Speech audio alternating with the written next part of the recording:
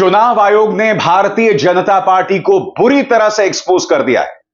BJP बुरी तरह से एक्सपोज हो गई है। जैसे कि आप जानते हैं, चुनाव आयोग ने हरियाणा और जम्मू कश्मीर के चुनावों की तारीखों की घोषणा कर दी है, मगर महाराष्ट्र के चुनावों की तारीखों की घोषणा नहीं की है।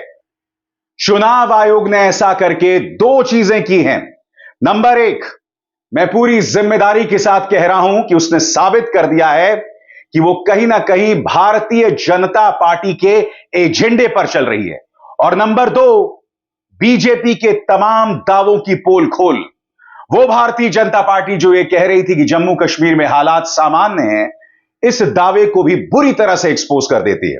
और यही नहीं दोस्तों, याद कीजिएगा, प्रधानमंत्री बार बार इस बात का जोर देते थे, एक देश एक चुनाव, यानी कि 5 सालों में सिर्फ एक बार चुनाव, लोकसभा और विधानसभा दोनों। मगर जिस तरह से महाराष्ट्र को हरियाणा और जम्मू कश्मीर से अलग रखा गया है, प्रधानमंत्री नरेंद्र मोदी का यह दावा भी बुरी तरह से एक्सपोज हो जाता है। और मैं साबित करना चाहता हूं कैसे। सबसे पहले मैं आपको सुनाना चाहूंगा मुख्य चुनाव आयुक्त राजीव कुमार का यह बयान। यहां पर राजीव कुमार यह कह रहे हैं कि हमने महाराष्ट्र के तारीखों की घोषणा इसलिए नहीं की क्योंकि जम्मू कश्मीर में भी चुनाव करवाए जा रहे थे। अब यहां से कहीं ना कहीं प्रधानमंत्री नरेंद्र मोदी के दो दावे एक्सपोज हो जाते हैं। नंबर एक, जम्मू कश्मीर में इस वक्त हालात इतने खराब हैं कि आपको अपनी पूरी सुरक्षा बल की जरूरत पड़ेगी वहां पर चुनाव करवाने के लिए।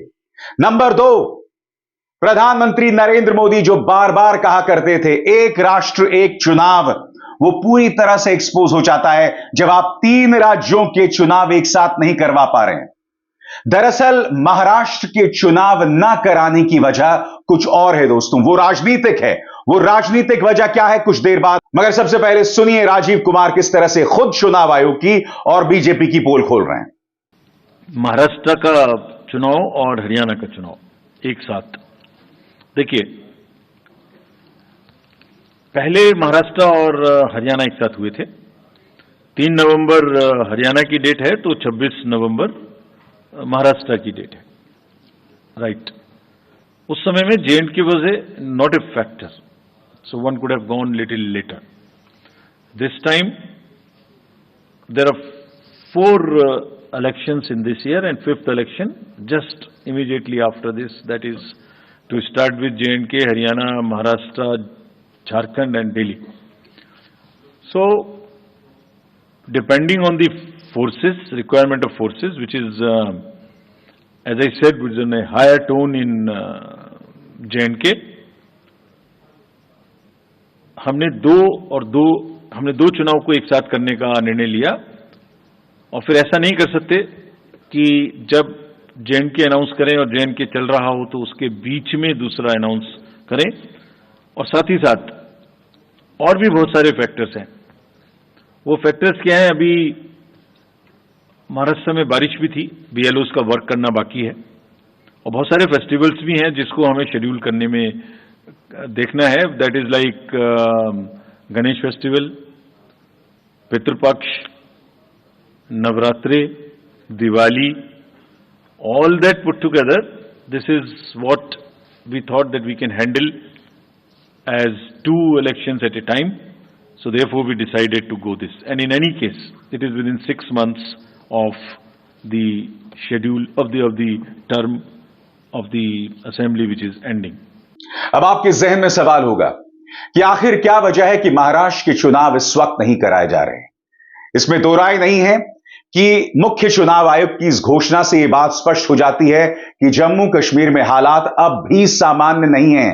जितने भी दावे प्रधानमंत्री लाल किले के प्राचीर से कर लें कि जम्मू कश्मीर में हालात सामान्य हैं, हकीकत यह है कि जम्मू में रोज हमारे सैनिक शहीद हो रहे हैं। अभी हाल ही में एक कैप्टन दीपक सिंह शहीद हुए थे। प्रधानमंत्री लगातार हमारी सैनिकों की शहादत पर खामोश हैं। मगर महाराष्ट्र को इससे जुदा क्यों किया गया है? तो इसके लिए आपको यह वीडियो देखना पड़ेगा दोस्तों। यह है महाराष्ट्र की लड़की बहन योजना।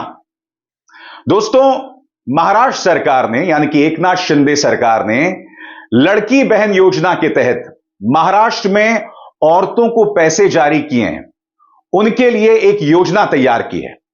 इसकी पहली किस्त, पहली खेप जारी हो चुकी है और दूसरी खेप गणेश चतुर्थी के दौरान जारी होने वाली है। इसका अर्थ क्या है दोस्तों?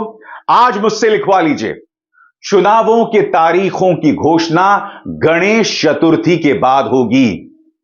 चुनाव आयोग मेरे इस दावे को गलत साबित करे और अगर महाराष्ट्र के चुनावों की घोषणा गणेश चतुर्थी के बाद होती है, इसका मतलब साफ हो जाता है कि चुनाव आयोग कहीं ना कहीं बीजेपी के एजेंडे के तौर पर काम कर रही है। वो निष्पक्ष नहीं है, वरना आप मुझे बताइए, राजनीतिक कारणों से आप महाराष्ट्र के चुनावों की घोषणा ना करें और आप बहाना दे जम्मू कश्मीर में सुरक्षा व्यवस्था की। जम्मू कश्मीर में क्या सुरक्षा व्यवस्था इतनी खराब है कि आप 3 राज्यों में घोषणा नहीं कर सकते? हकीकत यह है दोस्तों कि महाराष्ट्र हो, हरियाणा हो या फिर झारखंड, इन सभी राज्यों में भाजपा की हालत कमजोर है। तमाम जो चुनावी पर्यवेक्षक हैं इसका इशारा कर चुके हैं। इसको लेकर उन्होंने क्या कुछ देर बाद, मगर सबसे पहले देखिए किस तरह से महाविकास अघाड़ी के नेता ताने मार रहे हैं। आदित्य ठाकरे का अंग्रेजी में बयान आपके स्क्रीन पर। सबसे पहले वो जम्मू कश्मीर को लेकर बीजेपी की पोल खोल रहे हैं। उन्होंने कहा कि चुनाव आयोग ने कहीं ना कहीं बीजेपी के प्रोपेगेंडा को ध्वस्त कर दिया। इतने सालों से बीजेपी जम्मू कश्मीर पर राज कर रही थी और यह दावा कर रही थी कि हालात सुधर रहे हैं, मगर आतंकवादी हमले लगातार बढ़ रहे हैं। चुनाव आयोग ने एक बार फिर केंद्र सरकार की सफलता को प्रमाणित कर दिया है और यह साबित कर दिया है कि वो जम्मू कश्मीर के आम लोगों को सुरक्षा नहीं दे पा रहे हैं। आगे क्या कहते हैं आदित्य ठाकरे एक और बयान में? लगातार यह बात की जा रही थी कि एक देश एक चुनाव। चुनाव आयोग यह कह रहा है कि सुरक्षा बलों को लेकर उन पर दबाव है। यही वजह है कि महाराष्ट्र के चुनाव जम्मू कश्मीर के साथ नहीं कराए जा सकते। ऐसे में इस देश में 5 साल में एक बार चुनाव कैसे होंगे? आदित्य ठाकरे आगे कहते हैं कि जम्मू कश्मीर में जिस ताकतवर नेतृत्व की बात की जा रही थी, वो दावा कहां गया? आतंकवादी हमले लगातार बढ़ रहे हैं।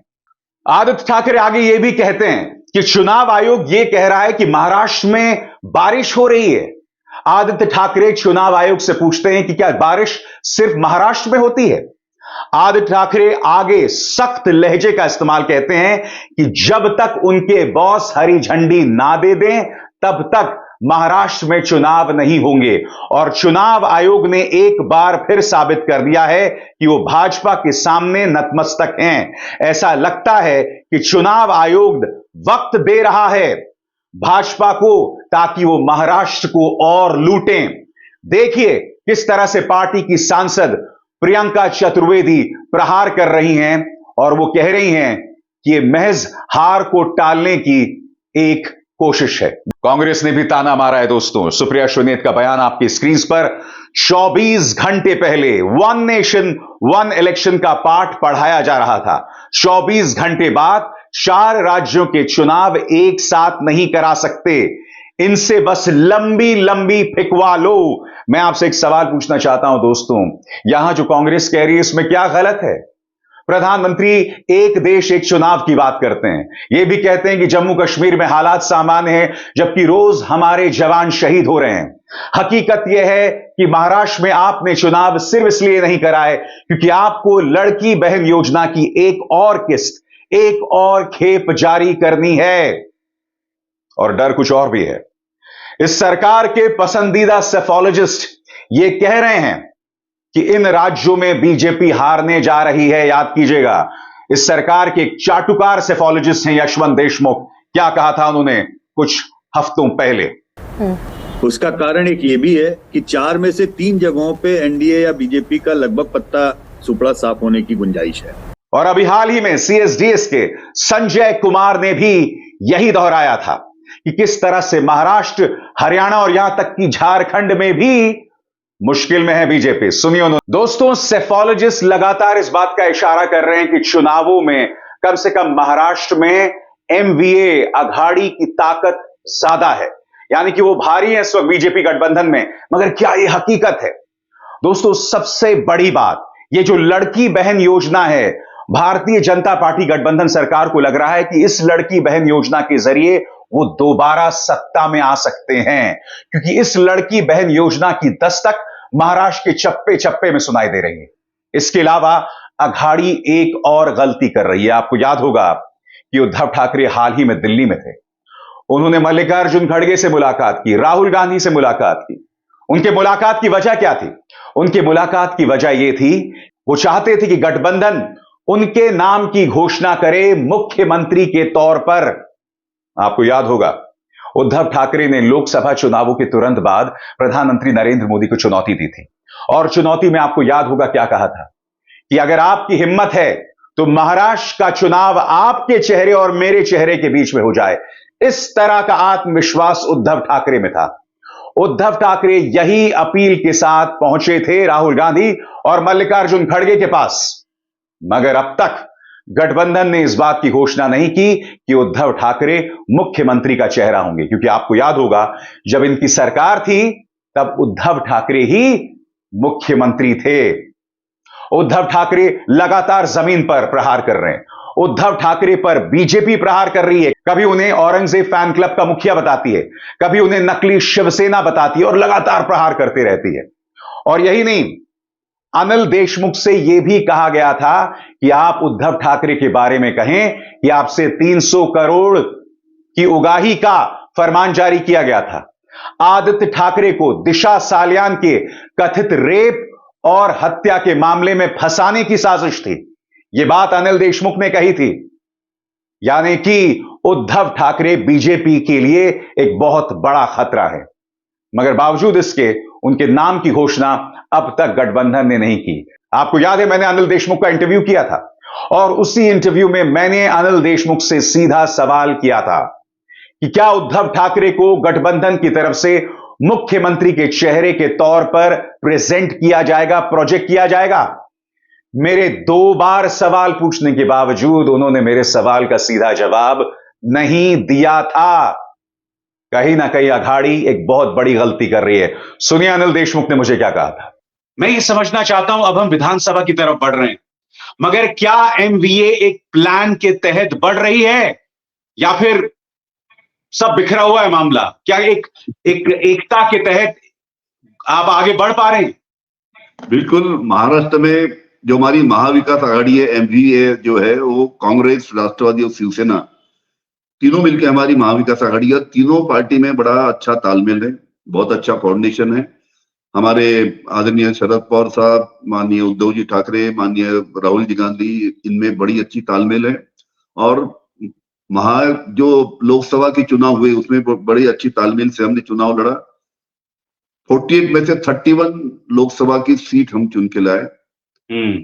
हमारी पवार साहब की जो हमारी राष्ट्रवादी कांग्रेस, उसमें से 10 में से 8 हमारी, वहां बहुत ही अच्छा स्ट्राइक रेट रहा। एक अच्छा तालमेल है, और विधानसभा के चुनाव में भी इसी प्रकार का तालमेल हमारे इसमें रहने वाला है। और आपको आज के तारीख में आप लिख लीजिए कि महाराष्ट्र के विधानसभा के चुनाव भी 2 महीने के बाद है। इस विधानसभा चुनाव में 100% महाराष्ट्र में हमारी महाविकास आघाड़ी की सरकार आने वाली है। और उद्धव ठाकरे चेहरा होंगे, उद्धव ठाकरे मुख्यमंत्री होंगे, ये तय है आपकी तरफ से? नहीं, खैर वो तो मुख्यमंत्री कौन होंगे, हमारे सब बड़े नेता इकट्ठा बैठेंगे, माननीय पवार साहब, राहुल जी, उद्धव जी इकट्ठा बैठेंगे और तय करेंगे। नहीं, मगर ये अभी तय नहीं है कि उद्धव ठाकरे मुख्यमंत्री के तौर पर आपका चेहरा होंगे गठबंधन का? नहीं, ये तो सब बड़े नेता इकट्ठा बैठ के चर्चा करेंगे और इकट्ठा बैठ के उसमें निर्णय लेंगे। उसमें हम ऐसी कोई ये ऐसी बात नहीं है। लास्ट टाइम ऐसी हुआ था जब 2019 में सरकार बनी थी, चुनाव होने के बाद में हमने उद्धव जी को एज ए मुख्यमंत्री बनाया था। इस टाइम भी सब नेता इकट्ठा बैठ के निर्णय लेंगे। तो ये बात तय है दोस्तों कि इस वक्त अघाड़ी एक बहुत बड़ी गलती कर रही है, उद्धव ठाकरे को चेहरे के तौर पर ना पेश करके। कहीं ना कहीं अघाड़ी को साबित करना पड़ेगा कि वो एक सिंगल यूनिट के तौर पर, एक यूनाइटेड चेहरे के तौर पर लड़ाई लड़ रही है। सिर्फ टव्वल करके, आपसी लड़ाई करके ये लड़ाई नहीं जीत सकते, क्योंकि आप ये नहीं भूल सकते कि महाराष्ट्र के चुनावों में बीजेपी साम दाम दंड भेद से चुनाव जीतना चाहेगी, एजेंसीज के सहारे, पैसे के सहारे। और पैसे और एजेंसीज के लिहाज से उद्धव ठाकरे का जो मोर्चा है, यानी कि अघाड़ी का जो मोर्चा है, वो बहुत कमजोर है। इसीलिए उद्धव ठाकरे को चेहरे के तौर पे घोषित ना करके एक बहुत बड़ी गलती अघाड़ी मोर्चा कर रहा है। दोस्तों, ये बहुत शर्मनाक है। ये बात प्रमाणित हो चुकी है कि चुनाव आयोग अपने वर्तमान स्वरूप में निष्पक्ष नहीं हो सकता। याद कीजिएगा, सुप्रीम कोर्ट ने आदेश जारी किया था। वो आदेश क्या था कि चुनाव आयुक्तों का चुनाव 3 लोग करेंगे, प्रधानमंत्री, नेता विपक्ष और chief justice of supreme court. मगर मोदी सरकार ने इसे पलट दिया था। क्यों पलटा था? पलटा इसलिए था ताकि चुनाव आयोग पर उसकी पकड़ रहे। डर इस बात का है, इसीलिए अध्यादेश के जरिए सुप्रीम कोर्ट के फैसले को पलट दिया जाता है। वरना भाजपा से मेरा सवाल, आखिर क्या वजह है कि वो नहीं चाहते कि चुनाव आयोग निष्पक्ष हो? आखिर क्या वजह है कि वो नहीं चाहते कि चुनाव आयुक्तों के चुनाव में पूरी प्रक्रिया निष्पक्ष हो? आपने देखा होगा, चुनावों के दौरान चुनाव आयोग तल्ख तेवर विपक्ष के नेताओं पर तो जारी करता है, मगर प्रधानमंत्री नरेंद्र मोदी लगातार भड़काऊ बयान देते रहे, लगातार लोगों को बांटने वाले बयान देते रहे। उनको लेकर फरमान जारी भी किया गया तो पार्टी अध्यक्ष को, प्रधानमंत्री नरेंद्र मोदी को सीधे कोई भी बात कहने की हिम्मत नहीं हुई। याद कीजिएगा, सुप्रीम कोर्ट ने अपनी जिरह के दौरान क्या कहा था कि हमें एक ऐसा चुनाव आयोग चाहिए जो प्रधानमंत्री से सवाल पूछने में न डरे। उन्हें याद दिलाई गई थी TN सेशन की, मगर आज की तारीख में यह चुनाव आयोग पूरी तरह से नतमस्तक है।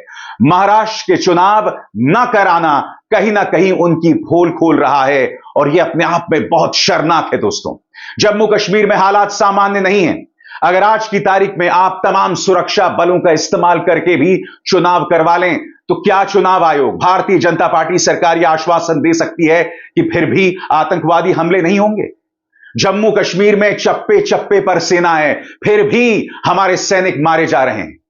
वो सैनिक जिनके हाथ में बंदूकें हैं, जो अपनी रक्षा करने में सक्षम हैं, वो आतंकवाद की गोलियों का शिकार हो रहे हैं और शहीद हो रहे हैं। क्या इन सवालों के जवाब प्रधानमंत्री देंगे?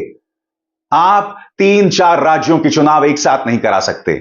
आप चुनाव अपनी मन मर्जी के मुताबिक करा रहे हैं। मैं फिर से चैलेंज दे रहा हूं दोस्तों, महाराष्ट्र के चुनावों की तारीखों की घोषणा गणेश चतुर्थी के बाद होगी, ताकि लड़की बहन योजना को लेकर एक और किस्त जारी हो सके। मैं उम्मीद करता हूं कि चुनाव आयोग मुझे गलत साबित करेगा। अभिसार शर्मा को दीजिए इजाजत। नमस्कार। स्वतंत्र और आजाद पत्रकारिता का समर्थन कीजिए, सच में मेरा साथी बनिए। बहुत आसान है दोस्तों, इस ज्वाइन बटन को दबाइए और आपके सामने आएंगे ये 3 विकल्प, इनमें से एक चुनिए और सच के इस सफर में मेरा साथी बनिए।